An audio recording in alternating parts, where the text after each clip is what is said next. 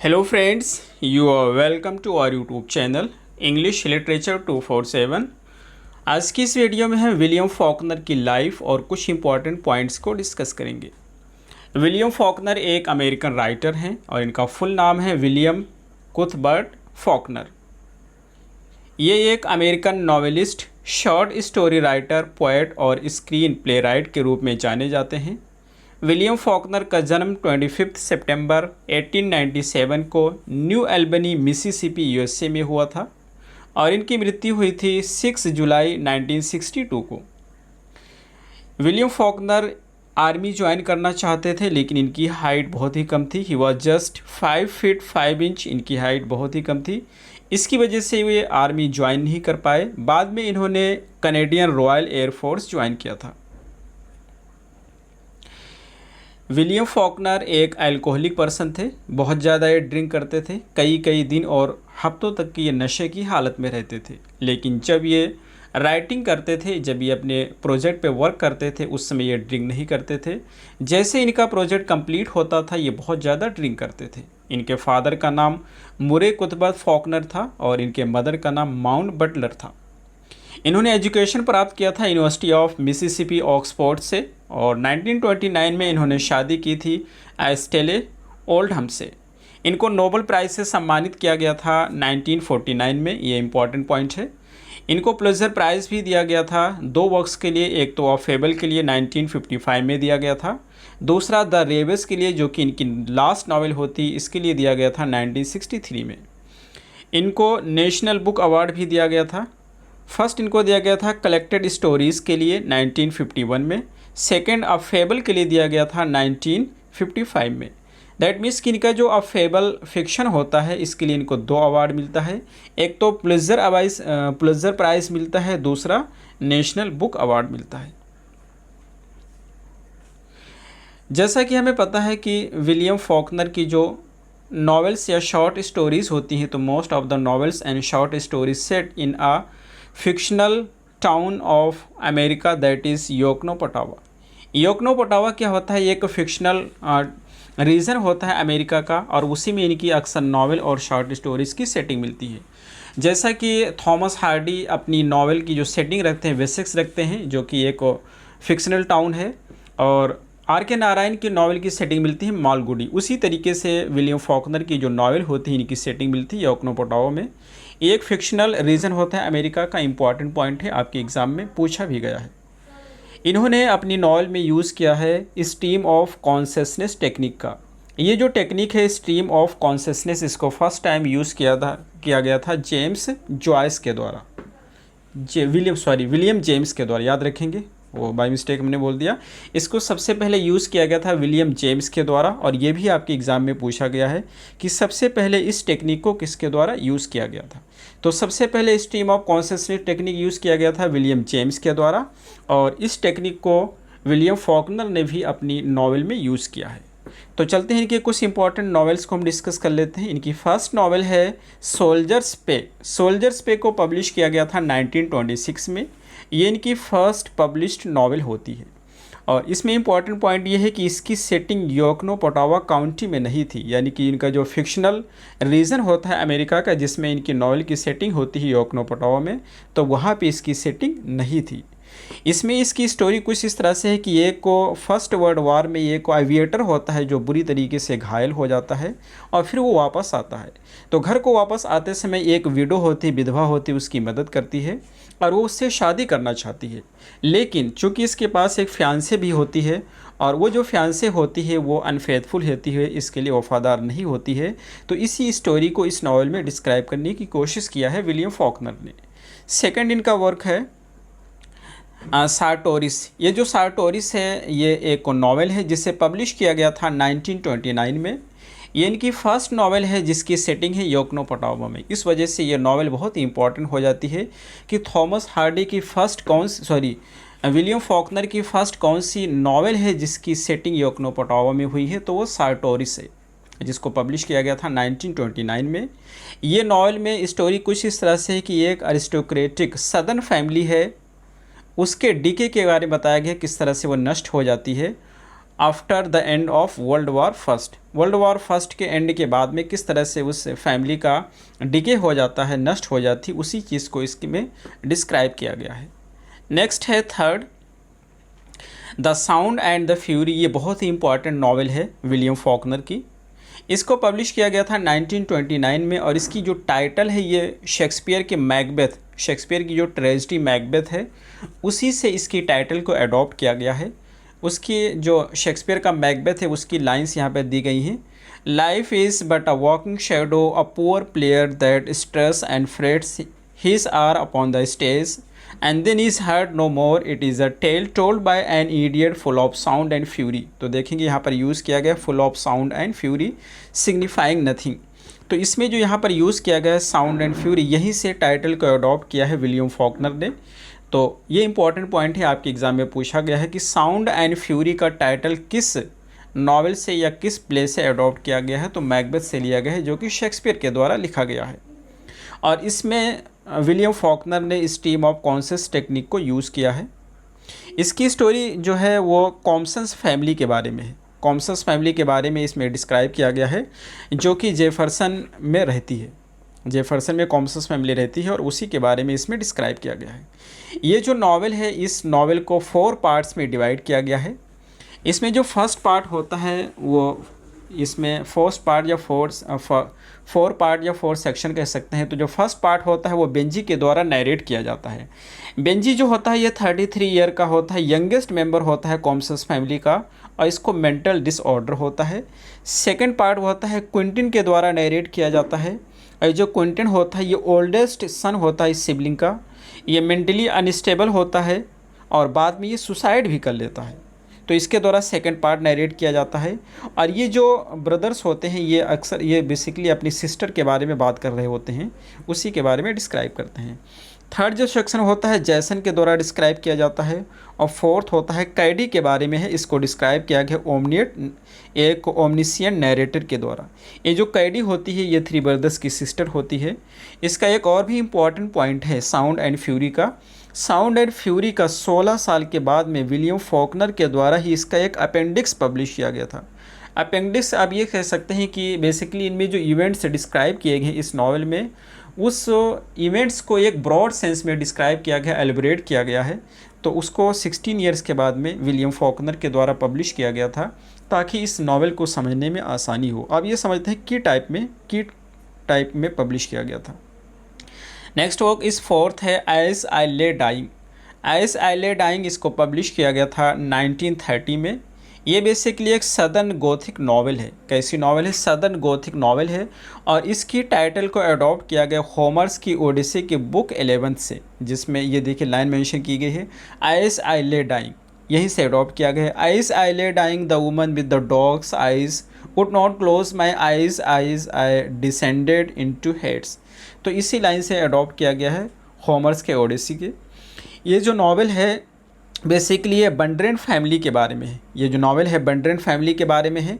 इसमें एडी बंड्रेन है जो कि वाइफ होती है, वाइफ ऑफ आइंस होती है।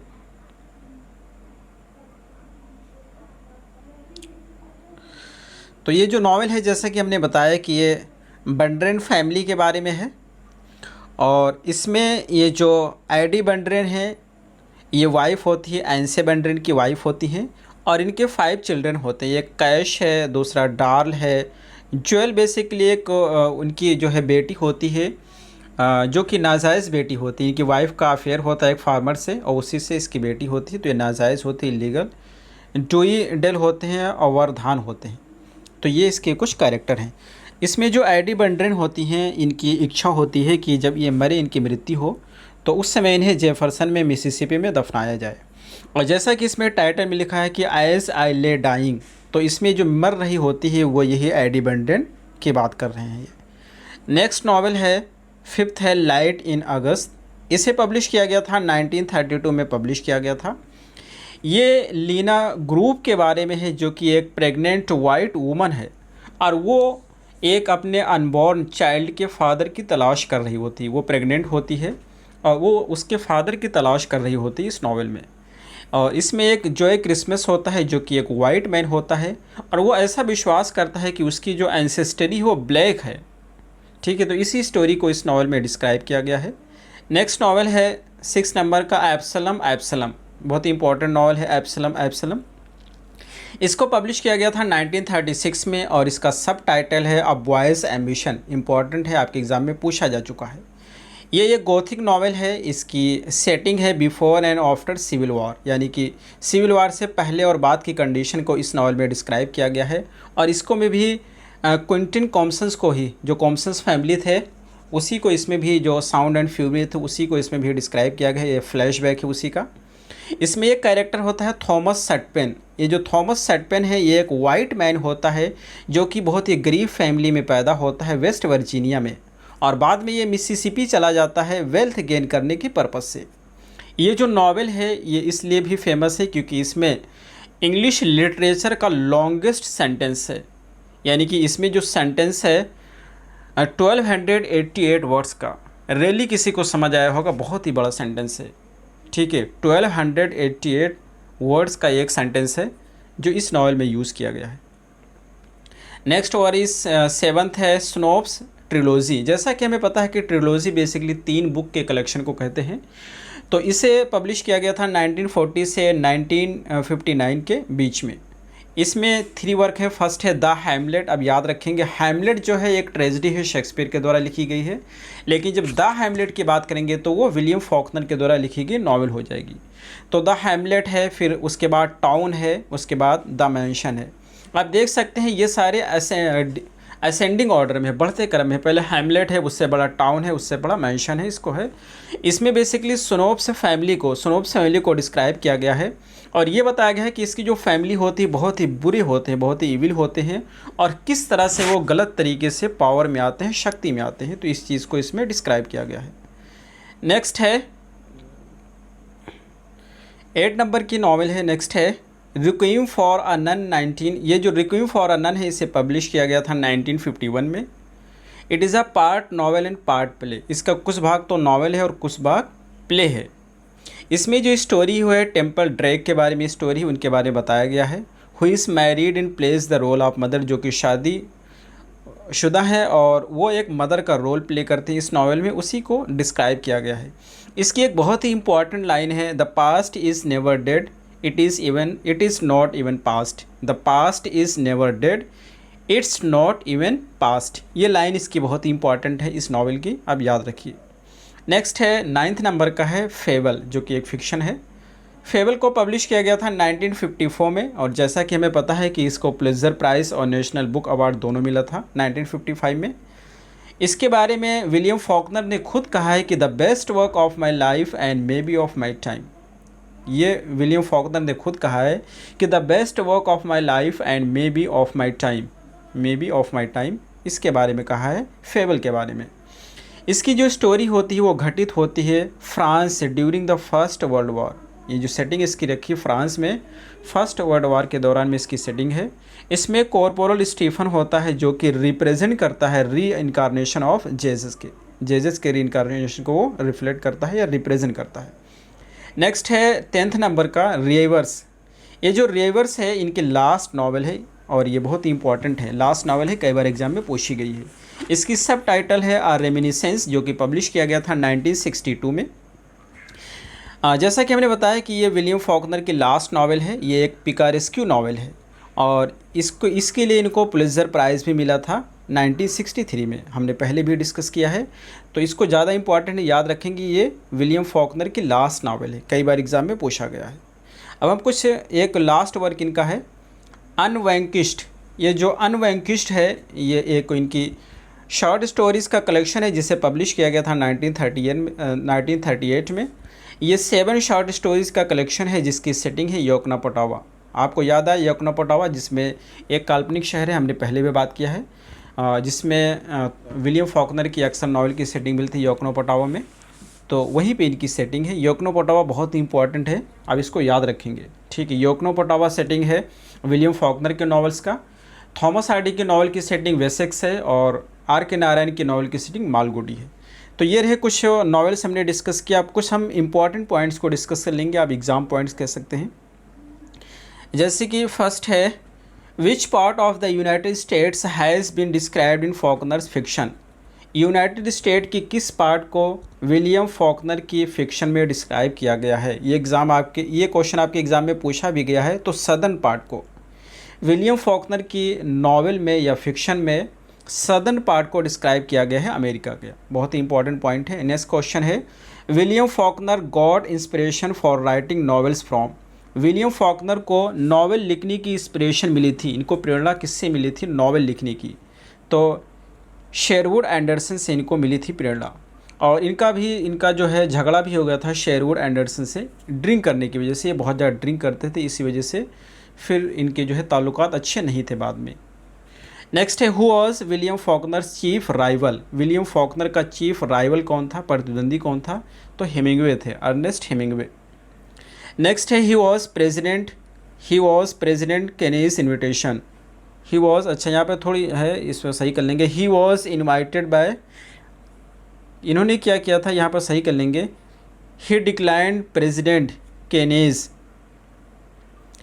ये जो प्रेसिडेंट केनी थे, प्रेसिडेंट केनेडी ने इन्होंने इनवाइट किया था विलियम फॉकनर को। तो इनके द्वारा इनवाइट किया गया था। प्रेसिडेंट केनेडी ने इनवाइट किया था विलियम फॉकनर को, लेकिन विलियम फॉकनर ने यह कहकर मना कर दिया था कि I am too old to go that far to eat with stranger, यानी कि मेरी एज बहुत ज़्यादा हो गई है और अब हम स्ट्रेंजर के साथ भोजन पे नहीं जा सकते हैं, डिनर पर नहीं जा सकते, ये कहकर इन्होंने मना कर दिया था। तो ये इंपॉर्टेंट पॉइंट है, किसके द्वारा इन्वाइट किया गया था, प्रेसिडेंट केनेडी के द्वारा इन्वाइट किया गया था। और नेक्स्ट कुछ पॉइंट्स हैं, William Faulkner adopted these techniques in his book. ये सारी टेक्निक है जिसको विलियम फॉकनर ने अडॉप्ट किया था अपने नॉवल में, जैसे कि सिम्बोलिज्म है, एलिगरी है, मल्टीपल नैरेटर्स हैं, नॉन लीनियर नैरेटिव हैं, स्ट्रीम ऑफ कॉन्शियसनेस है। तो ये सारी टेक्निक को यूज़ किया है विलियम फॉकनर ने अपनी नॉवल में। लास्ट पॉइंट है, where does Quentin go to study in the novel The Sound and the Fury. इनकी जो नॉवल है The Sound and the Fury, उसमें जो क्वेंटिन होता है ये कहाँ पे स्टडी करने जाता है, तो ये जेफरसन में स्टडी करने जाता है। ये भी इंपॉर्टेंट पॉइंट है। तो ये रही हमारी आज की वीडियो, हमें उम्मीद है आपको समझ आई होगी। फिर मिलते हैं अगली वीडियो में। Till then take care, have a good time.